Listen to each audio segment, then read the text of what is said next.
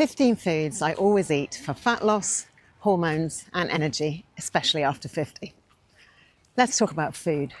Not fairy dust, not willpower, and definitely not calorie counting.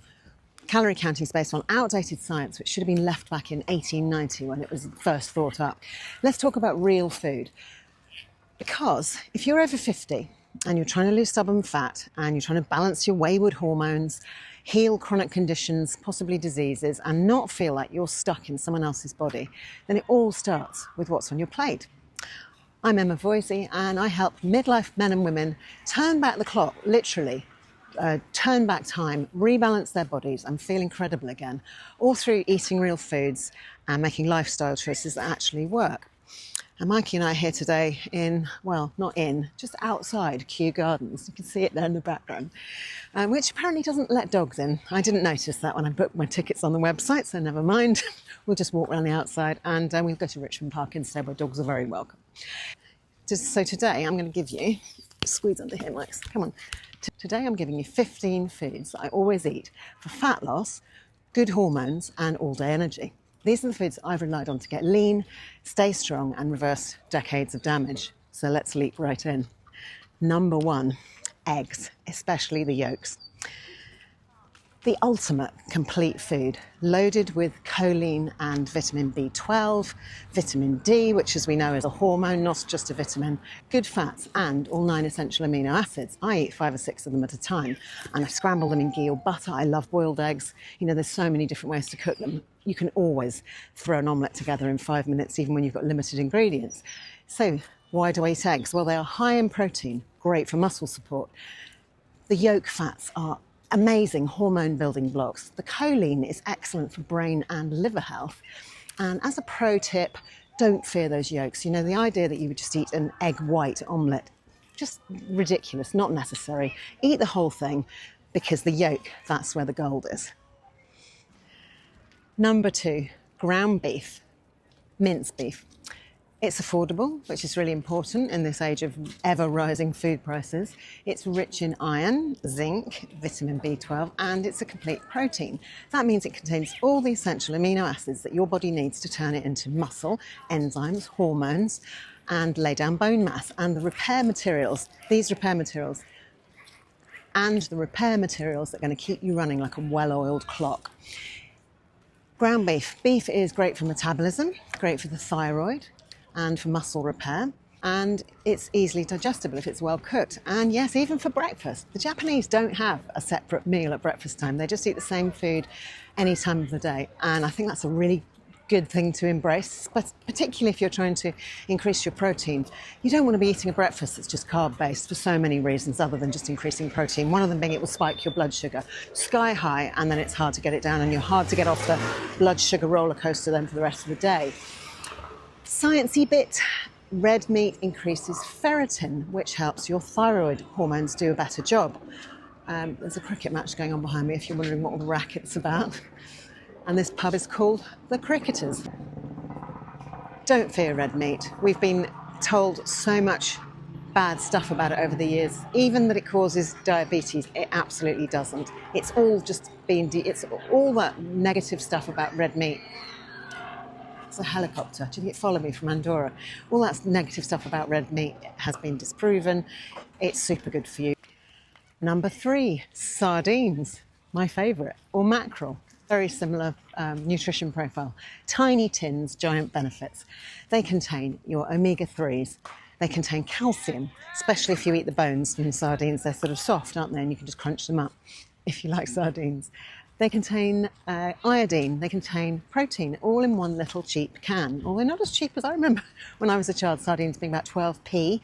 Well, they're a lot more than that now, but they are still very, very much cheaper than many other meats and fish. They are good for your brain, your thyroid, your heart, your joints. They all love these fish. And you don't need to worry about mercury because they haven't spent very long in the sea, because they're small, they're quite low on the food chain. The bonus is they are great for your skin and they're great for your mood as well. Antidepressant, imagine that. Sardines, antidepressants. So try frying them in butter. They are so delicious. They go crispy on the outside, but you won't get away with it if you have a sardine-hating husband like I do. I have to do them out on the balcony at home because they do make the the place stink, but they do taste delicious. And do eat the bones because that's where all the calcium lies. Number 4, lamb, especially the fatty cuts. It's high in CLA, I'll explain that in a moment, high in iron and high in zinc. It's often better tolerated than beef by people with sensitive systems or sensitive stomachs. It's lower in histamines because it hasn't been aged like beef has. It hasn't been hung and left for 3 or 4 weeks before it's before it's eaten. The saturated fats will help support your hormone production. The CLA helps mobilise your stored fat. Amazing, right? So fun fact, CLA, which stands for conjugated linoleic acid, is linked to reduced body fat in multiple studies. And I like lamb particularly because it's very hard for them to factory farm sheep. They just don't do very well. They just die. Sheep are always trying to find new ways to die, and being intensively farmed, they do not thrive. So that means they've lived out in fields, they've had a decent life. Maybe it's not a particularly long life, but it's as natural as it can be, and they eat grass and plants. So it's a definite yes from me. Number 5, cold roast chicken. Always in my fridge, skin on, bone in. I just buy a whole one and I roast it. It's an excellent protein source. It's an easy meal or snack when it's reheated with olive oil or butter, or you just eat it cold. And you roast it once, eat it all week. Again, buy the best chicken you can afford. I don't buy the stuff that's been intensively farmed. I do tend to spend more money on chicken. But like I say, buy the best you can afford, and then it's a good benchmark. You don't really want a chicken that's been stuffed full of grain all its life, because the grain does come through, in the meat. We're eating whatever that animal ate. Number 6, goat's cheese. It's much easier on the gut than cow's dairy. I use it in my flatbreads, which are made with goat's cheese and 2 eggs, or you can do the same with cottage cheese. Blend it, put it on a baking parchment in the oven for 10 minutes, and you've got like a delicious, it's like a batter, but it turns into like a sort of delicious bread that you can wrap things in. There's a video in my recipes how to do it. Or I blend it with a bit of kefir for a great steak sauce. Goat's cheese is high in calcium, protein and MCTs, medium chain triglycerides. It supports bones, brain and your belly. And gut check, if dairy, milk, cow's milk bothers you, goat's milk is worth checking out. Same goes for sheep's milk, which is a milder flavour, less goaty. And also raw cheeses. Look out for raw cheeses if you can find them, because they have even more beneficial bacteria in them. They haven't been made of pasteurised milk, so they're just healthier, they're just better for you. Raw milk has been demonised. In some places it's actually illegal to sell raw milk, which is just madness, isn't it? But anyway, I believe in the States you can find it as pet milk. That's how they get around the loophole, by selling it for a product for animals to eat. But people drink it because it's fine and it's really good for you. Number 7, one of my all-time favourites, which is kefir. Homemade, obviously. It's really easy to make. The king of fermented foods, packed with live probiotics. It helps your digestion, hormones. It's a hormone detox. It's great for immunity. You can make it with cow's milk, goat's milk, sheep's milk. You can even use coconut milk or soy. I've made it with soya as well. It makes really well with soya milk. Just your choice, whatever works for you. Really easy to make. I'll put a link in the description for a really excellent company that I've ordered the kefir grains from before. They're called Freshly Fermented, and they ship out all over Europe, and they're really fast, and the grains are excellent. And they mail order them to you. And pro tip, let it ferment for long enough to reduce the lactose, and then even really sensitive stomachs can handle it. I ferment mine for 2 days on the countertop. Buy your grains once, look after them, and they'll keep working for you forever. You just strain them out and put them into the next batch of fresh milk, and then off it goes again. And then you end up with so many grains because they keep multiplying. They look like little cauliflowers that you have to keep giving them away. So you only have to buy it once if you then look after it. Number 8, sauerkraut and fermented veg. Not just for the Germans or the Polish. Fermented veg will flood your gut with beneficial bacteria, and they're really delicious and they're really cheap, and you can make them yourself. They improve digestion, bloating, immunity, help fix the gut, help fix the damaged gut lining, help with estrogen clearance and with mental health. Imagine that, all from essentially a jar of salt and cabbage. Kimchi is in the same category. Kimchi is more mixed vegetables and garlic and spices, but the same thing. It's a type of sauerkraut. Just a forkful a day goes a really long way, but I generally eat more than a few forkfuls and mix up your varieties. And when you make a batch of sauerkraut, each cabbage has a different bacteria profile. So I don't wash the cabbages, I just take off the outside leaves and then chop them up and make them into my sauerkraut. I've always got a couple of batches making and a couple of batches that I've finished, keep them in the fridge. Sometimes I might ferment them for just a week or two, sometimes I leave them for a couple of months, it doesn't matter. Mikey's found his friend. He's called Louis. It's okay, they met this morning. I know, he's friendly. They're very good friends. Oh, okay. I'll just... We had breakfast here this morning, they spent ages playing. That's lovely. Oh, that's why he was running like this. Yeah, Mikey was looking out for his friend. Number 9, olive oil, unfiltered, cold pressed. Drizzle it, sip it, love it. It's loaded with polyphenols and monounsaturated fats. It's an omega-9 fat. It lowers inflammation. It supports your hormones. If when you drink it, it catches in the back of the throat, that means it's really high in polyphenols. So make sure it's from a reputable source. You definitely don't want a blended oil. You definitely don't want your olive oil to be blended with anything else. And a storage tip is keep it in the dark and the cool because light will kill those antioxidants. And if you're ever in Brentford, this restaurant behind me did us a fabulous brunch this morning. And that's the restaurant dog. He's called Louis. He and Mikey had a great time. Number 10, butter and ghee. No margarine nonsense here. Real butter and its lactose-free cousin ghee fuels your brain and your body. It contains butyrate, which is fantastic healing for the gut. It contains K2, which means that calcium gets into your bones, vitamin K2. And confession, sometimes I just blend butter into my turmeric latte and I call that breakfast. Number 11, rocket arugula. Peppery, bitter leaves, amazingly detoxifying. It's my go-to base for salads. Bitter greens stimulate bile production, which means better fat digestion. It supports the liver, your hormones, and estrogen metabolism.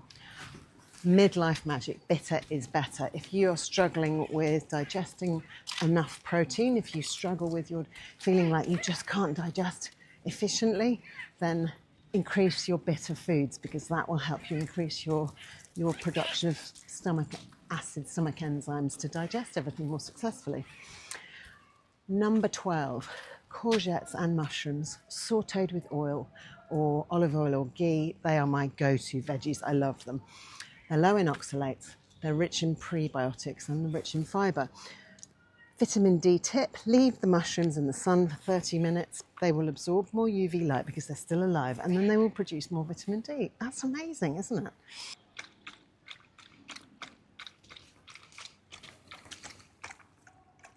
Now you're thirsty, aren't you? So on veg and fibre, because you keep asking me, people ask me why I don't eat more vegetables. And here's the truth, I absolutely love vegetables. It just took me years, more than a decade, to realise they don't love me back. For years I battled painful bloating, indigestion and a completely dysregulated appetite, all the while thinking I was being really healthy. Turns out my gut was just crying out for help. Many vegetables, especially raw, are loaded with compounds like oxalates, lectins and other anti-nutrients that can irritate our gut lining. They block mineral absorption and they trigger inflammation and they can even cause a leaky gut, which means that things leak out of the gut, which only has a very thin wall, and end up getting into the bloodstream and into other parts of the body where you don't want them. It took me to go through a whole elimination diet to try and figure out this piece of my puzzle. Fibre has been hailed as the holy grail, but the research is more nuanced. In fact, the whole fibre equals health message really took off after two British researchers in the 1970s, Dr. Dennis Burkitt and Dr. Hugh Trowell, they went out to observe an African tribe, and they noticed African tribal populations had far lower rates of colon disease. And then they theorised that it was due to their massively high fibre diets. But they missed the role of lifestyle, stress, lack of processed foods, no industrial oils. Their fibre hypothesis stuck, and it's shaped Western health messaging ever since. So whilst some people thrive on lots of fibre, others, like me, feel significantly better with less of it, especially when we're healing from gut dysfunction. And it's not about fear-mongering or extremes, it's about listening to your body, cutting out the noise and doing what actually works for you. For you, if it works, fill your boots. For me, I've figured out that those gigantic salads and huge plates of lightly steamed veg and big stir fries and the nuts and the seeds, they were not so clever for me. I'm just better off without them. So now I do still eat vegetables, but I eat them, compared with how I ate before, I eat them minimally.